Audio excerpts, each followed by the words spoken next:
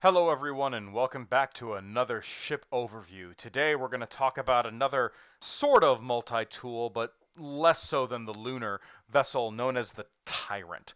The Tyrant class cruiser is a little bit of a strange vessel compared to all of its sibling vessels in the Imperial Navy, mostly because it is the only vessel that comes standard with battle cruiser range weaponry and can upgrade its other weaponry to that battle cruiser standard of 45 centimeters.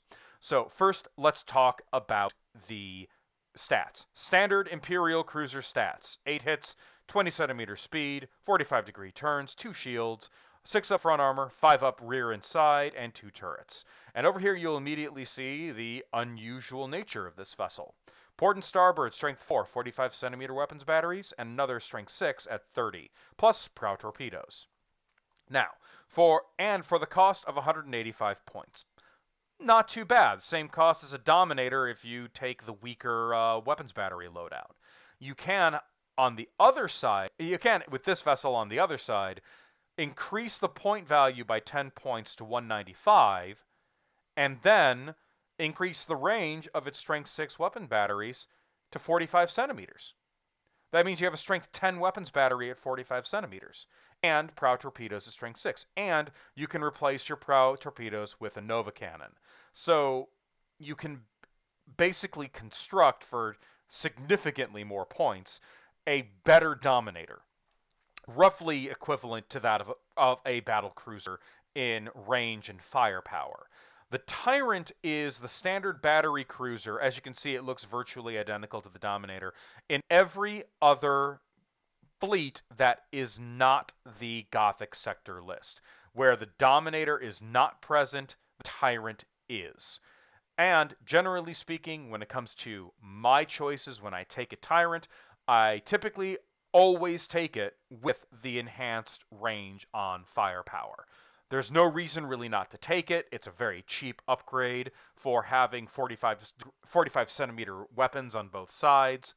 Whether or not you take a Nova Cannon is up to you. I don't generally take Nova Cannons on my Tyrants because there are better places to get your Nova Cannon. Really, the purpose of the Tyrant is to have a longer range punch for a cruiser class cost.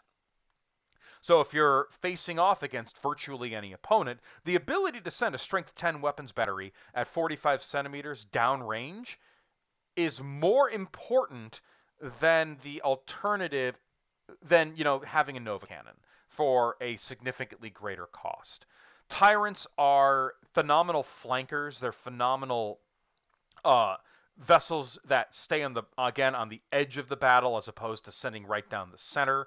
They're essential if you have an opponent that plays Eldar.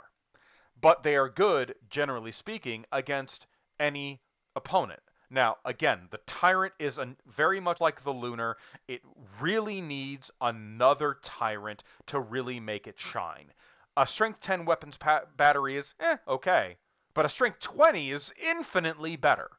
So if you want to bring a little bit more range to your standard cruiser game, the Tyrant really is the way to go. And always spend those 10 points to get that additional range. It makes all the difference in the game.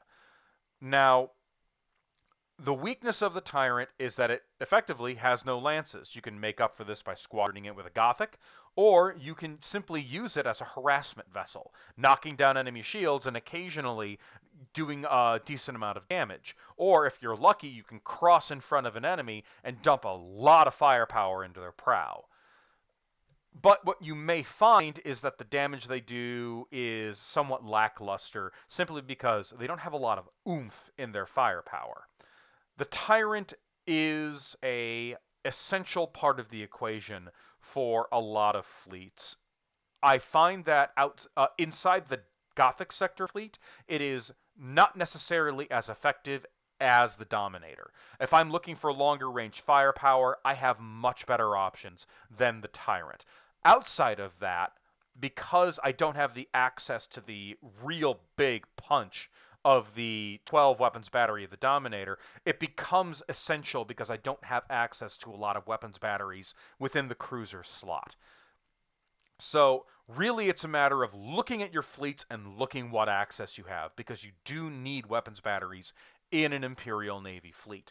How you get them is ultimately up to you. And you're going to see, now that I'm going into the battle cruiser options, where the other weapons batteries really come from.